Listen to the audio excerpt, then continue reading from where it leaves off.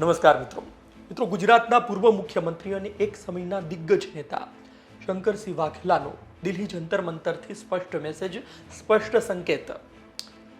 તલવાર બૂઠી છે પરંતુ લડત શરૂ છે. બે તરફ સળગતા સવાલ પર જિગ્નેશ મેવાણીનો જવાબ, કોંગ્રેસ પર સવાલ, રાહુલ ગાંધી પર સવાલ, જિગ્નેશ મેવાણીનો ખૂબ લાંબો જવાબ.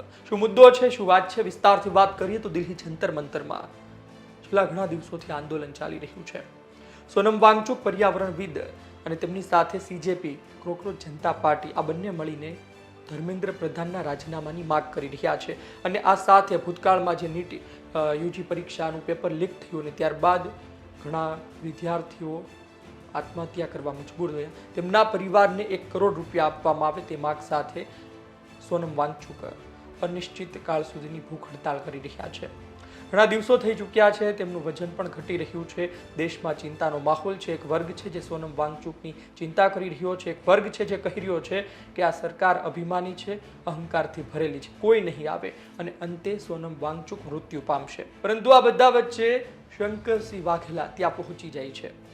ત્યાં પહોંચી તેઓ આંદોલનકારીઓ સાથે વાતચીત કરે છે, મુદ્દો જાણે છે અને તેમના અભિપ્રાય જાણે છે, તેમના વિચાર જાણે છે અને ત્યારબાદ પોતાના સોશિયલ મીડિયામાં एक पोस्ट करे छे. लोकतंत्र की असली ताकत सत्ता नहीं बल्कि संवाद और विश्वास है. आज जंतर मंतर पहुंचकर सोनम वांगचुक जी के स्वास्थ्य की जानकारी ली और उनके शांतिपूर्ण लोकतांत्रिक आंदोलन के प्रति अपना सम्मान व्यक्त किया. इस अवसर पर अभिजीत दिपकिया साथ लख्યું છે કે સાથીઓ से भी भेंट कर उनके विचार सुने. कोकरोच जनता पार्टी નું પણ લખવામાં આવ્યું છે, लोकतंत्र में मतभेद स्वाभाविक है लेकिन संवाद के द्वार कभी बंद नहीं होने चाहिए. हर शांतिपूर्ण और संवैधानिक आवाज को सम्मान पूर्वक सुनना ही हमारी लोकतांत्रिक परंपरा की वास्तविक शक्ति है. युवाओं का विश्वास, पारदर्शी व्यवस्था और संवैधानिक मूल्यों के प्रति प्रतिबद्धता ही भारत के उज्जवल भविष्य की आधारशिला है. आपे સાંભળ્યું કે શંકરસિંહ વાઘેલા શું કહે છે? પારદર્શકતા હોવી જોઈએ. સરકારે આ પ્રકારે આંદોલન કરી રહ્યા છે, ભૂખ હડતાળ પર છે, તો તેમનું સાંભળવું જોઈએ, ત્યાં પહોંચવું જોઈએ. પરંતુ હજુ સુધી કોઈ પ્રતિનિધિ જંતર મંતર પહોંચ્યું નથી. શંકરસિંહ વાઘેલા આ પોસ્ટ મૂકે છે, ત્યારબાદ સવાલ એ પણ થાય છે કે ગુજરાતથી શું કોઈ ગયા છે? ગુજરાતના મોટા નેતાઓ જંતર મંતર પહોંચ્યા છે? જવાબ છે ના. અને એટલા માટે જ શંકરસિંહ વાઘેલાના આ સમાચાર બની રહ્યા છે. પરંતુ બીજી તરફ સવાલ એ પણ થઈ રહ્યો છે કે આ ભૂખ હડતાલ છે, દેશના વિદ્યાર્થીઓ માટે છે, કોંગ્રેસ ક્યાં છે? ઘણી પાર્ટીઓના નેતા મળી ચૂક્યા છે, પરંતુ રાહુલ ગાંધી હજુ સુધી દિલ્હી જંતર મંતર પર કેમ નથી પહોંચ્યા?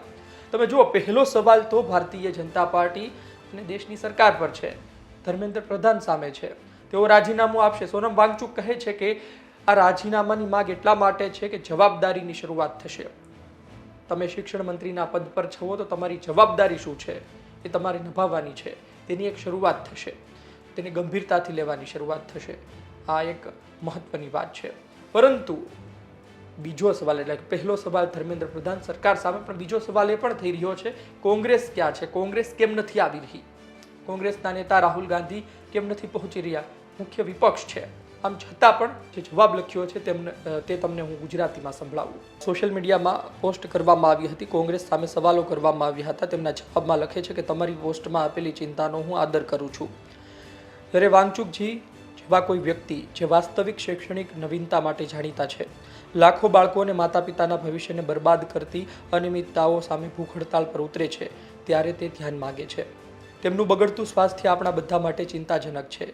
જેઓ ન્યાયની કાળજી રાખે છે, કોંગ્રેસ તેમની સાથે અને આ મુદ્દાઓ સામે લડતા દરેક નાગરિકો સાથે ઊભી છે. અમને તેમના હેતુ, લદ્દાખના અધિકારો અને આપણા યુવાનો માટેના શિક્ષણ સુધારવાની ચિંતા છે. પરંતુ ચાલો આપણા મતે ન્યાયી અને સંપૂર્ણ રહીએ. એવું કહીએ કે યોગ્ય નથી કે કોંગ્રેસ આની અવગણના કરી છે. કોંગ્રેસ કે અમારા પક્ષના કોઈ નેતાએ એક પણ વાર આ યુવાનો અથવા સોનમ વાંગચુકજીને દોષી ઠેરવ્યા નથી કે તેઓ NSUI અને IYC વિરોધ પ્રદર્શનોને કેમ સમર્થન નથી આપી રહ્યા તે અંગે પ્રશ્ન કર્યો નથી. તેના બદલે અમે સમાન મુદ્દાઓ પર સાથે મળીને લડી રહ્યા છીએ. અમારા NSUI અને યુથ કોંગ્રેસના કાર્યકરો પેપર લીક અને પરીક્ષા કૌભાંડો સામે સમગ્ર ભારતમાં રસ્તાઓ પર ઉતર્યા છે. તેમને ક્રૂર પાણીના તોપ, લાઠીચાર્જ અને ગંભીર ઇજાઓનો સામનો કરવો પડ્યો છે.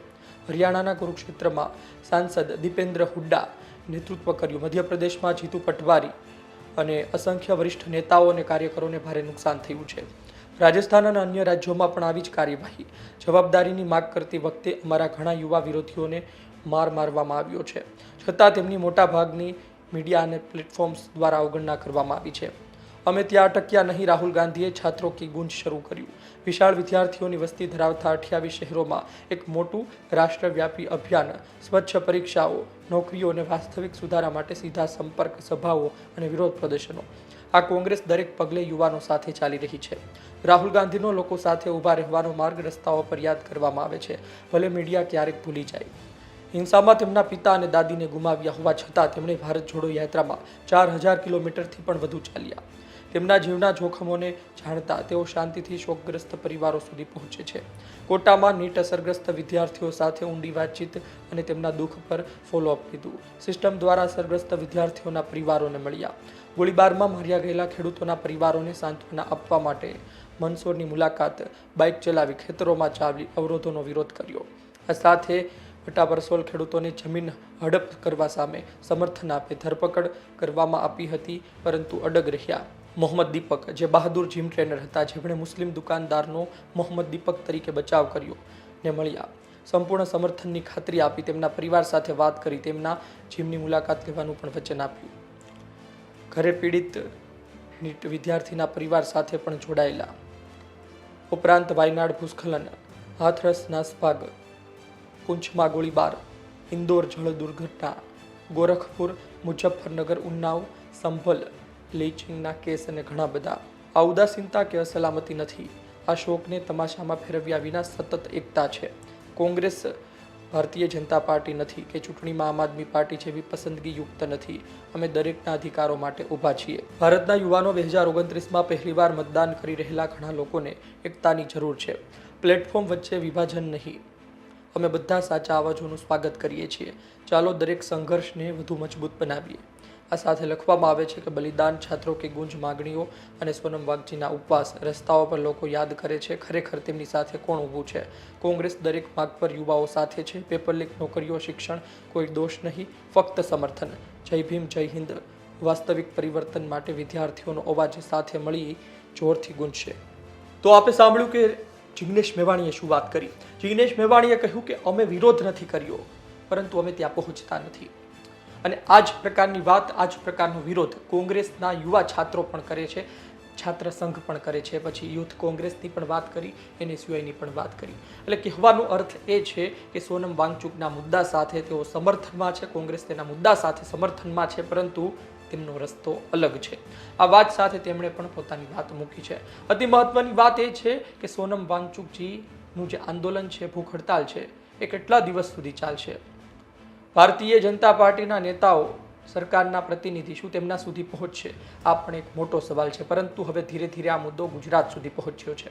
ગુજરાતના નેતાઓ પોતાની રાજનીતિમાં વ્યસ્ત છે, પરંતુ તેની અસર ગુજરાતમાં પણ થશે. જો ફાયદો થશે તો ગુજરાતમાં પણ થશે, કારણ કે ગુજરાતમાં પણ નીટના વિદ્યાર્થીઓ છે. આ બધા વચ્ચે શંકરસિંહ વાઘેલા દિલ્હી જંતર મંતર પર પહોંચે એ ખૂબ સારા સમાચાર કહી શકાય. ગુજરાતનો એક મોટો નેતા ત્યાં સુધી પહોંચ્યો તો ખરી. અને બીજી તરફ જિગ્નેશ મેવાણીએ પણ આ બાબતે જવાબ આપ્યો છે કે કોંગ્રેસ શું કરી રહી છે. આ એક વાત મહત્વની છે કે તેના મોટા પડઘા નથી પડી રહ્યા, પરંતુ કામ તો કરી રહ્યા છે. આપનું શું માનવું છે કોમેન્ટ બોક્સમાં જરૂરથી લખજો.